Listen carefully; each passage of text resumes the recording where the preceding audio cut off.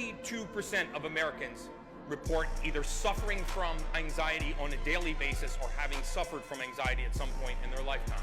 I'm going to prove to you right now that anxiety is not coming from your outside environment. So here's how anxiety works. If you or someone you know has anxiety, I want you to ask them these 3 questions, and this will prove that it's not coming from your outside environment. Number 1, have you had anxiety on and off throughout your entire lifetime?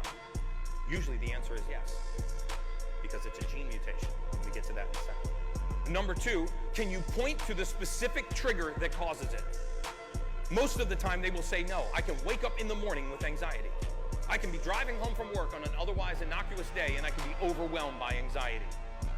If that happens, it's not coming from your outside environment. It's not coming from what we call a cluster of symptoms.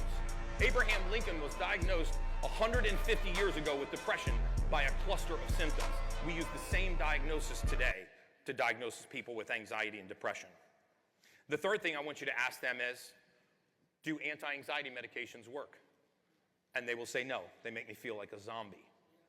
Because anxiety is coming from your physiology, right? If you can't lower a compound in the human body called homocysteine, it's the most inflammatory compound in the human body. If you can't lower this compound, then you get anxiety. And this is why your anxiety is not triggered. Because when you wake up in the morning, your homocysteine level is high, anxiety is high.